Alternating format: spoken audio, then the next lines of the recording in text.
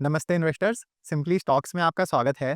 आज के वीडियो में हम एक बहुत ही इंटरेस्टिंग कंपनी टेक्नो इलेक्ट्रिक और इंजीनियरिंग को स्टडी करेंगे। ये काफ़ी मशहूर small cap data centre stock भी है। हम टेक्नो के बिजनेस सेगमेंट्स को डेप्थ में स्टडी करेंगे, जिसमें हमारा स्पेशल फोकस इनके डेटा सेंटर बिजनेस पर रहेगा। साथ के साथ मैनेजमेंट के दिए हुए प्लान्स और टारगेट्स के मुताबिक हम इसका वैल्यूएशन भी कर रहे होंगे। पर याद रहे, ये वीडियो किसी भी तरह से टेक्नो इलेक्ट्रिक पर बाय या सेल रिकमेंडेशन बिल्कुल भी नहीं है। यहाँ हमारा काम सिर्फ आपको बिजनेस मॉडल इनका समझाना है और ये सिखाना है कि आप कैसे एक इमर्जिंग सेक्टर के बिजनेस को स्टडी कर सकते हो। इसके साथ ही चलिए शुरू करते हैं। सबसे पहले हम ये समझेंगे कि डेटा सेंटर आपका होता क्या है और Techno Electric data centre sector में इन्वॉल्व कैसे है। बहुत ही आसान भाषा में समझें तो डेटा सेंटर एक जगह, एक बिल्डिंग होती है जहां सेफली डेटा स्टोर होता है। उदाहरण के लिए, आप जो अभी हमारी वीडियो देख रहे हो वो कहीं ना कहीं यूट्यूब के किसी डेटा सेंटर पर सेफली स्टोर होगी।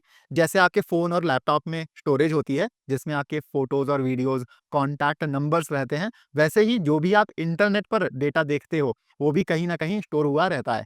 डेटा सेंटर एक कॉम्प्लेक्स सिस्टम होता है जिसमें आपकी कई सारी कंपनीज़ का इन्वॉल्वमेंट रहता है। डेटा सेंटर्स में सर्वर्स होते हैं और अलग-अलग कंपनीज़ अलग-अलग सेगमेंट्स जैसे कि सर्वर्स के चिप की डिज़ाइनिंग, नेटवर्किंग, मैन्युफैक्चरिंग, कंप्यूटेशन वगैरह-वगैरह में ऑपरेट करती हैं। कई सारे सर्वर्स की मदद से एक डेटा सेंटर तैयार होता है।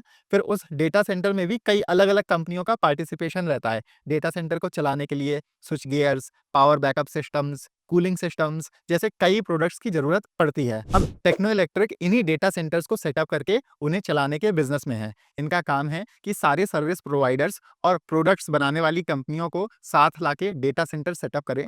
फिर जब एक बार डेटा सेंटर रेडी हो जाएगा तो फिर टेक्नो को उसके लिए क्लाइंट्स या कस्टमर्स भी लाने हैं। माने कि इन्हें उन कंपनीज को ढूंढना है जो रेंटल बेसिस पर अपना डेटा इनके डेटा सेंटर पर स्टोर कर रही होंगी। इसमें टेक्नो इलेक्ट्रिक दो तरह के डेटा सेंटर्स कंस्ट्रक्ट कर रहे हैं। एक टाइप है 1 से 2 मेगावाट के छोटे डेटा सेंटर्स, जिन्हें एज डेटा सेंटर्स या ईडीसीज बोलते हैं। टेक्नो ये ईडीसीज रेलटेल के साथ सेटअप कर रहा है। दूसरा टाइप है हाइपर स्केल डेटा सेंटर्स, जो बड़े डेटा सेंटर्स होते हैं। आप इनकी कॉन्फ्रेंस कॉल की ट्रांसक्रिप्ट में देखेंगे कि इन्हें रेलटेल से अगले 5 सालों में 102 एज डेटा सेंटर्स कंस्ट्रक्ट करके फिर आगे उन्हें चलाने का ऑर्डर मिला है। इनका गुड़गांव में 200 किलोवाट का पहला ईडीसी रेडी हो चुका है। यहाँ मेनली रेलटेल खुद और गवर्नमेंट डिपार्टमेंट्स और पीएसयूज कस्टमर्स रहेंगे। ऐसे ही दूसरा ईडीसी मुंबई में इस साल नवंबर या दिसंबर में शुरू हो जाएगा। इसी स्क्रीनशॉट में आप नीचे देखोगे तो आपका ध्यान जाएगा कि इन्हें रेलटेल से ही एक 18 मेगावाट का नोएडा में हाइपर स्केल डेटा सेंटर भी सेटअप करने का ऑर्डर मिला है। तो आप इस मैप में देखेंगे कि टेक्नो इलेक्ट्रिक अभी कोलकाता और चेन्नई में अपने दो खुद के हाइपर स्केल डेटा सेंटर्स और नोएडा में रेलटेल का hyper scale data centre setup कर रहा है। इसके अलावा जो कई सारे लाल पिंस हैं वो पहले फेज के 20 एज डेटा सेंटर्स के लोकेशन हैं। उसके बाद पीले पिंस वो शहर हैं जहां भविष्य में बाकी के 80 से 82 ईडीसीज आ सकते हैं। इन ईडीसीज में बिल्ड ऑपरेट ट्रांसफर का मॉडल है, जिसमें टेक्नो इलेक्ट्रिक इन्हें कंस्ट्रक्ट करके 25 साल तक इनको रेलटेल के साथ मिलकर रेवेन्यू शेयरिंग बेसिस पर चलाएगा।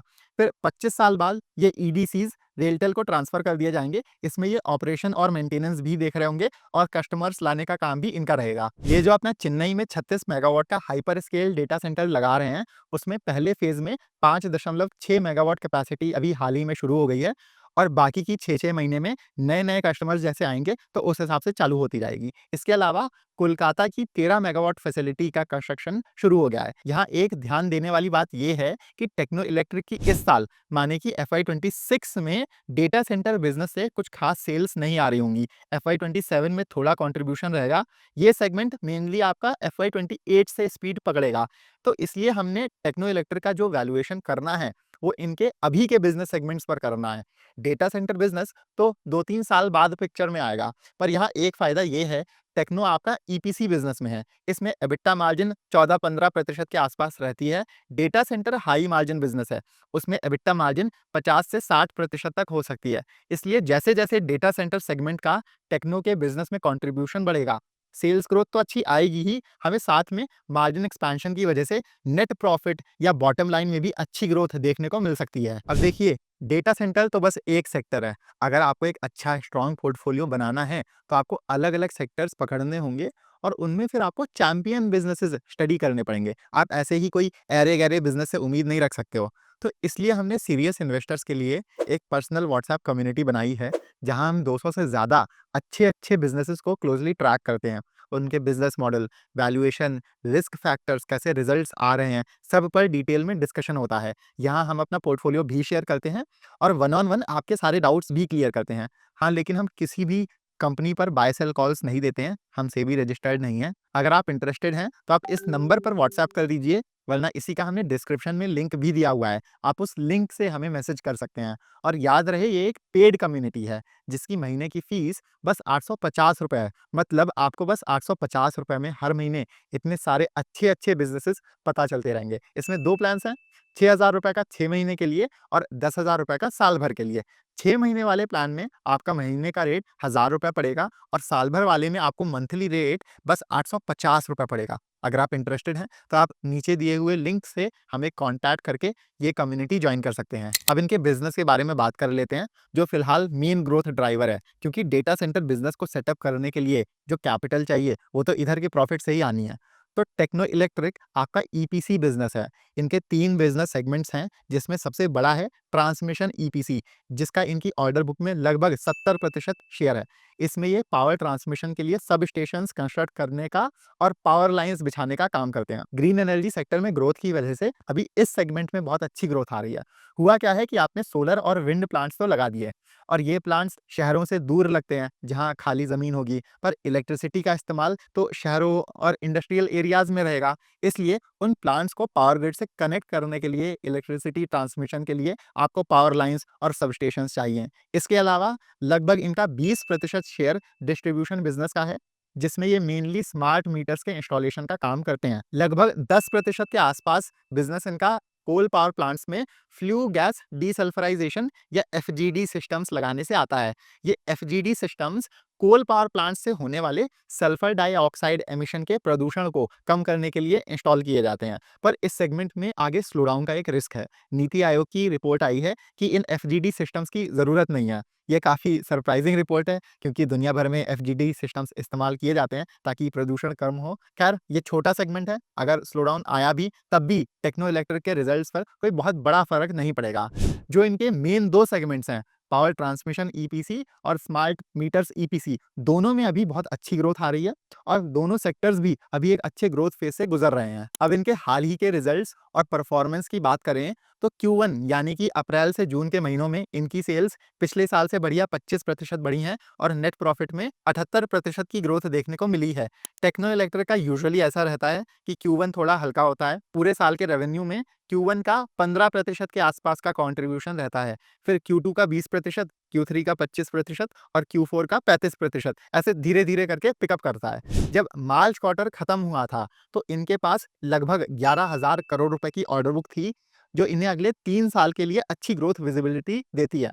इसी दिशा में इनके मैनेजमेंट ने इस साल के लिए 3,500 करोड़ सेल्स और कम से कम ₹50 ईपीएस का टारगेट दिया है। फिर अगले साल माने कि FY27 में ये 4,500 करोड़ रुपए सेल्स और 75 का ईपीएस टारगेट कर रहे होंगे। इन अंदाजों पर हम टेक्नो का वैल्यूएशन निकाल लेते हैं।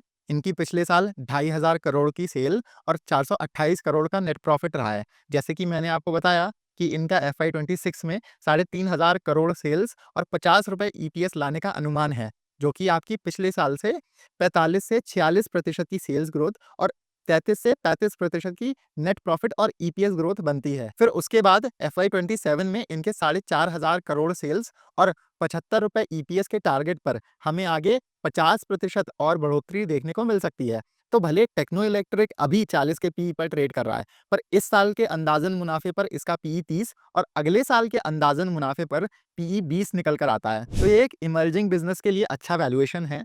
पर यहाँ रिस्क क्या है कि अगर इनके ट्रांसमिशन और स्मार्ट मीटर ईपीसी बिजनेस में स्लो डाउन आता है, तो ये टारगेट्स मिस हो जाएंगे। और इस बार मॉनसून्स काफ़ी हैवी रहे हैं। उत्तर भारत में कई रीजन्स में बाढ़ आ गई है, लैंडस्लाइड्स हुए हैं, उसका इम्पैक्ट हमें देखने को मिल सकता है।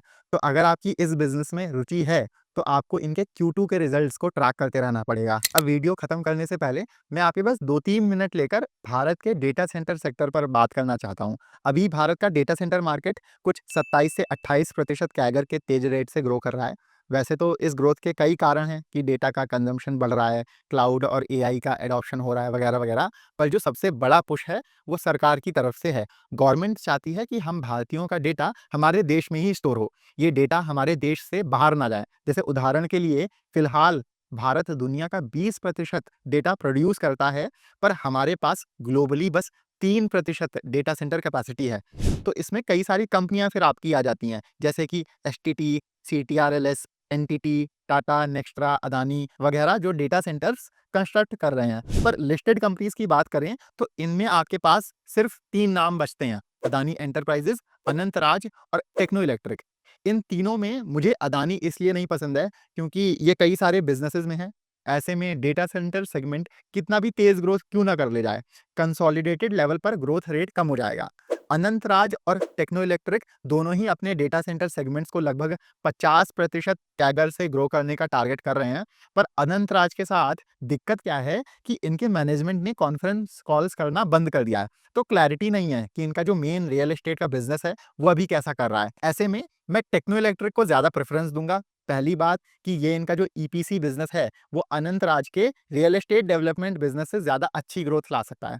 और दूसरा, कम से कम मेरे पास बिज़नेस को लेकर पूरी जानकारी है कि कंपनी में क्या चल रहा है और मुझे personally EPC business real estate से कम रिस्की, कम वोलेटाइल लगता है। बाकी अभी वैल्यूएशन भी मुझे टेक्नो का अनंतराज के कंपैरिज़न में ज़्यादा अट्रैक्टिव लग रहा है। अब आप मुझे कमेंट्स में बताओ कि आप किस डेटा सेंटर बिज़नेस में इन्वेस्टेड हो और क्या आपको इस सेक्टर में ग्रोथ अच्छी दिख रही है या आपके हिसाब से ये एक ओवर हाइप्ड सेक्टर है?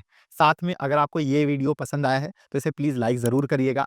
हमारे लिए आपके लाइक्स और सब्सक्राइब्स ही मोटिवेशन है, ताकि हम आपके लिए ऐसी high quality research videos free में लाते रहें। तो आप लाइक ज़रूर करिएगा और साथ में आप हमारे चैनल सिंपली स्टॉक्स को भी सब्सक्राइब कर सकते हैं। इससे आपको हमारी सारी नई वीडियोज़ के अपडेट्स आसानी से मिलते रहेंगे। मिलेंगे हम आपसे अगले वीडियो में। Happy investing.